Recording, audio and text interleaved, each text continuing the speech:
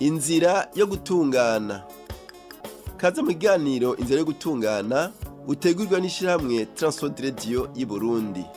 Inzira yo gutungana ni ikiganiro kigufasha guhitamwo ukuri kw'ijambo ry'Imana.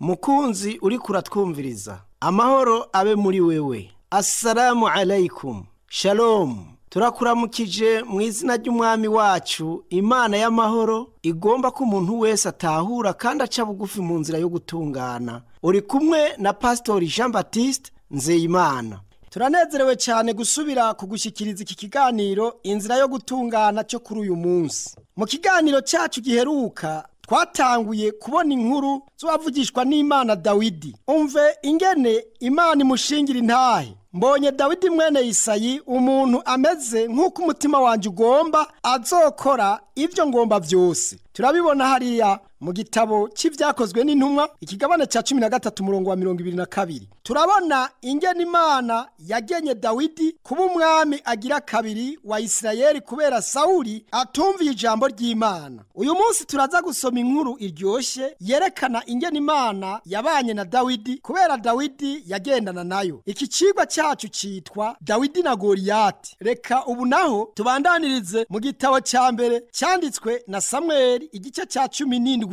Ivyanditswe vyeranda biravuga biti: maze Abafilisitiya bakoranya ingabo zabo ngo batere, bazikoraniriza isokoho h'Ibuyuda, basagaza ahitwa Efesi Damimu hagati y'isokoha ni Azeka. Sauli n'Abisirayeli nabo barakorana, basagaza kumwonga Ela, batonda urugamba ngo bagwanye Abafilisitiya. Abafilisitiya batonda ku musozi wo hakurya, Abisirayeli kuwo hakuno, umwonga ugaca hagati yabo. Bukeye mu nsago z'Abafilisitiya havamwo umuhizi yitwa Goliyati w'Igati. Uburebure bwiwe bwari amatambwe 6 y'ukuboko uciriye mu nkokora n'itambwe rimwe ry'intoke, kandi yari yambaye inkofero y'umuringa mu mutwe n'umwinjiro ukozwe mu miringa urivye shekeri 5,000. Ku maguru yari yambaye ibikingira imirundi bikozwe mu miringa, kandi yari afise agakobero k'umuringa nyene gatendera inyuma mu butikorwa. Uruti rw'icumu ryiwe rwangana n'umwaro ujishwe ku mpuzu. Icumu bwaryo ryari iryo mu vyuma, ryari ririvye shekera 600. Kandi umutwaza inkinzo yaje imbere yiwe, arahagarara atera kamo ingabo z'Abisirayeli ati: niki cyabazanye gutonda urugamba? Mbega sindi Umufilisitiya namwe mukaba abaja ba Sauli? Enda nimwitorere umuntu amanuke aze duhwane, niyashobora kundwanya akanyica tuzoba abaja banyu, nanje ninashobora kumutsinda nkamwica nimwebwe muzoba abaja bacu mudukorere. Uwo Mufilisitiya arongera aravuga ati: uyu munsi ndagaye ingabo z'Abisirayeli, enda nimuzane umuntu twimarize twempi. Maze Sauli n'Abisirayeli bose bumvise ayo majambo y'Umufilisitiya barihebura, bagira ubwoba bwinshi. Igihe Goliyati yariko acokora Isirayeli, Dawidi yari aragiye umukuku wa se mu mahoro. Nta vy'intambara vyari muri we, ariko yaguma yiyumvira kw'ijambo ry'Imana gusa, avuza inanga yongera aririmbira Imana. Dawidi rero yari afise bakuru we 3, bakaba bari abasoda mu gisirikare ca Isirayeli. Umunsi umwe se aramwegera aramubwira ati: genda uramutse bakurwawe uheze ungarukanira inkuru yuko ibintu bimeze. Nuko Dawidi asigarana za ntama uwundi mwungere mu gaturuturu, arahaguruka aragenda aja iyo bari ku rubuga rw'intambara. Nuko Dawidi akiriko araramukanya n'abakuru we bongera baganira, Goliyati umuhizi w'Abafilisitiya atambuka atumbereye ingabo za Isirayeli azitera ubwoba, yirata ivyo amaze iminsi irenga 40 akora. Ingabo za Isirayeli zimubonye ziterwa n'ubwoba, ziratesha ziriruka. Dawidi aravuga ati: iyo ntakebwa y'Umufilisitiya yigira iki uwo acokora ingabo z'Imana nzima? Amaze kuvuga ayo majambo, bakuru we baramushavurira cyane, baramubaza bati: waje gukora iki ngaha? Mbega za ntama zo wazisigaranye nde muri bwa bugaragwa? Turazi igituma waje ngaha, ugomba kuraba intambara gusa. Ariko umwe mu ngabo z'Abisirayeli yumva amajambo amajambo ya Dawidi ukuntu atera intege ku bijanye n'ico kigatanya, maze aragenda abibwira umwami Sawuli. Nuko Sawuli arungika intumwa zo kuja kubaza Dawidi ivyo ari vyo. Ivyanditswe vyeranda biratubwira biti, Dawidi ashitse abarira Sawuli ati ntihagire uwarandura umutima, jewe umusavyi wawe ndagiye kurwanya uwo Mufilisitiya. Sawuli yishura Dawidi ati ntiwoshobora kuja kurwanya uwo Mufilisitiya kuko ukiri umwana, ariko we yamenyereye kurwana uhereye mu buto bwiwe. Dawidi yishura Sawuli ati jewe umusavyi wawe iyo ndagiye intama za data hakaza intambwe canke idubu kikasahura umwana w'intama mu mukuku, twaca tugerekerana nkagikubita nkakiyaka, camvumbukana nkagisumira, urusakanwa nkacica. None umusavyi wawe ko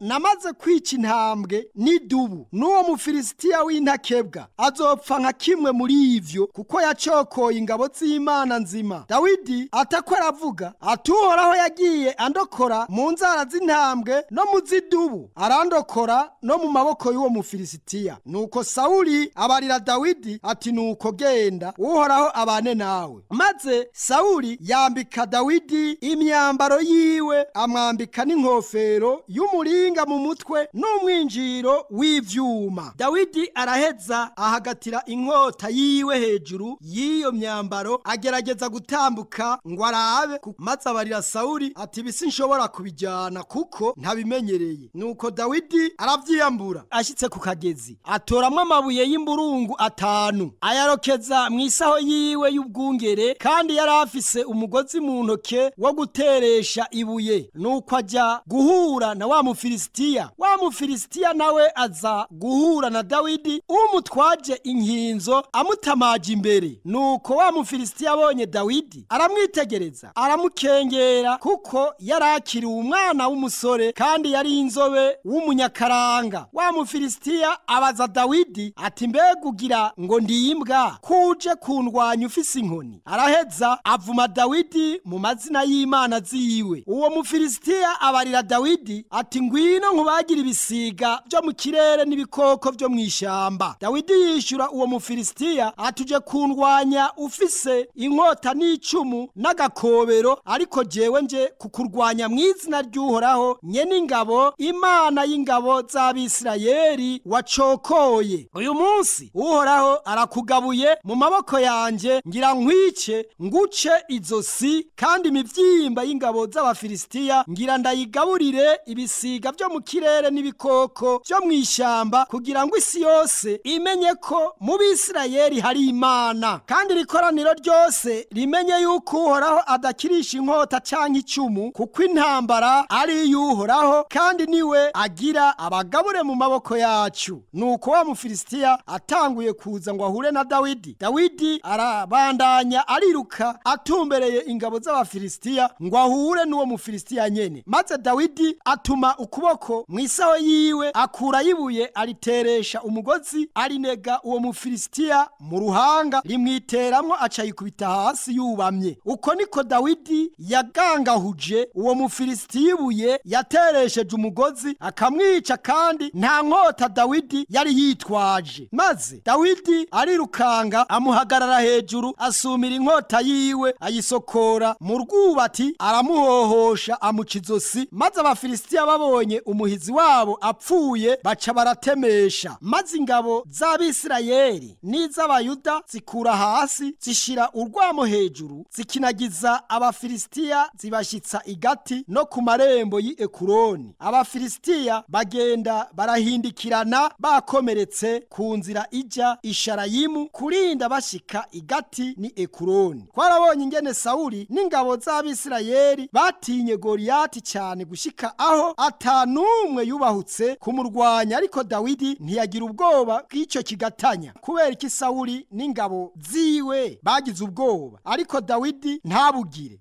Dawidi ntiyatewe ubwoba n'ico kigatanya kubera yari yizigiye uhoraho Imana. Sawuli n'ingabo ziwe nabo bagize ubwoba kubera batari bizigiye Imana. Aho Sawuli n'ingabo ziwe babona ubushobozi bw'ico kigatanya, Dawidi we yabona ubushobozi bw'Imana. Nubwo Sawuli n'ingabo ziwe basenga, ntabwo bari bafise ubucuti n'Imana. Rero kuba mw'ishengero ntibisigura kuba umwana w'Imana. Vy'ukuri Sawuli n'ingabo ziwe bari bazi neza badakekeranya ko Imana iriho kandi ko ari imwe rudende kandi ko ikomeye, ariko ubwo bwenge ntibwashobora kubakiza Goliyati. Dawidi we aha yari afise ubucuti bw'ukuri n'Imana kubera yarazi kandi yagendana nayo. Dawidi yizeye amasezerano Imana yamuhaye, ari naco gituma atigeze agira ubwoba bwa Goliyati. Mukunzi uri kuratwumviriza uyu munsi, mbega ubona umeze nkande Dawidi canke Goliyati n'ingabo ziwe? Urazi Imana ku giti cawe canke woba umaze kumva ivyayo? Urazi ijambo ry'Imana gushika aho ryokuzuza umunezero? Canke ubu uja gusenga kugira wuzure ishengero gusa, canke ushitse ivy'idini gusa? Urafitaniye ubucuti bushitse n'Imana nzima canke wibereye mw'ishengero ryumye? Umviriza ico uwavugishwa n'Imana Dawidi yanditse muri Zaburi ku vyerekeye ubucuti yari afitaniye n'Imana. Yaravuze ati, uhoraho ni wewe mwungere wanje, sinzokena. Mbere naho noca mu mwonga w'igitutu c'urupfu, sinzogira ico ntinya, kuko uri kumwe nanje. Nukuri vyiza n'imbabazi bizonyomako iminsi yose y'ukubaho kwanje, nanje nzoba mu ngoro y'uhoraho ibihe vyose. Turabibona muri Zaburi ya 23 umurongo wa mbere ugaca usimba ku murongo wa 4 n'uwa 6. Mbega weho bimeze gute? Urafitaniye ubucuti n'uhoraho Imana? Uramuzi nk'umwungere wawe? Urizera neza ko uzobana nawe aho yaduteguriye mw'ijuru? Dawidi yari afise ukwizera kubera yarazi amasezerano meza uhoraho Imana yamusezeraniye. Ntiyari afise mu bwenge gusa, ariko yarayizeye n'umutima wiwe. Dawidi yari afise ukwizera gukomeye. Ukwizera kwiwe ntikwari gushingiye ku majambo y'abantu atagira ikimazi, ariko kwari gushingiye ku ijambo ry'uhoraho Imana yidahemukira abayo. Umva ico Dawidi yanditse muri Zaburi: uhoraho niwe muco wanje n'agakiza kanje, nzotinya nde? Uhoraho niwe gihome gikingira ubugingo bwanje, ninde azonca ivutu? Naho ingabo zosagaza ngo zintere, umutima wanje ntiwotinya. Naho intambara yovyuka ikandwanya, no muri yo norema. Ico nsaba uhoraho ni kimwe, nico nzohora nitwararika, nukuba mu ngoro y'uhoraho iminsi yose y'ubugingo bwanje, nkaraba ubwiza bw'uhoraho, nkihweza urusengero rwiwe. Uhoraho we, umve gutaka kwijwi ryanje, ute kungirira ikigongwe, unyishure. Wavuze uti, murondere mu nyonga hanje, umutima wanje urakwishuye uti, mu nyonga hawe ndaharondera uhoraho. Zaburi ya 27 umurongo wa mbere n'uwa 3 n'uwa 4 ugaca usimba ugasoma ku w'indwi n'uw'umunani. Ndagukunda uhoraho we, ni wewe nkomezi zanje. Uhoraho ni igitandara canje n'ubuhungiro bwanje n'umurokozi wanje, kuko ari wowe unshoboza gutera umuce w'ingabo, kandi ari Imana yanje inshoboza gusimba uruzitiro rw'amabuye. Imana yo inzira yayo iratunganye rwose, ijambo ry'uhoraho ryaravugutiwe, niwe nkinzo ikingira abamuhungirako. Zaburi ya 18 umurongo wa mbere n'uwa 2 ugaca usimba ugasoma ku murongo wa 29 n'uwa 30. Turagushimiye cyane kuba wadukurikiranye mu kiganiro cyacu gikurikira. Imana ibikunze, tuzobandanya iyi nkuru y'uwavugishwa n'Imana Dawidi, turaba ingene yabaye umwami wa Isirayeli. Reka tugusezeze iri jambo Dawidi yanditse muri Zaburi ya 34 ku murongo w'8 ivuga ngo, nimwumvirize mumenye yuko uhoraho aryoshe, hahirwa umuhungirako. Muhejeje kumviriza ikiganiro inzira yo gutungana. Ufise ikibazo canke ico wunganira, twandikire ku gasanduku k'amakete 1140 i Bujumbura. Telefone yo mu biro ni 22 24 26 57. Iyo woyitelefonako mu mwanya w'amasaha y'akazi. Urashobora gukoresha telefone ngendanwa ni 71 204 197 canke 69 499 619. email ni twrburundi@gmail.com. urashobora kudusanga naho dukorera ni mw'irohero ya mbere ibarabara ryitiriwe Gerere inimero 27.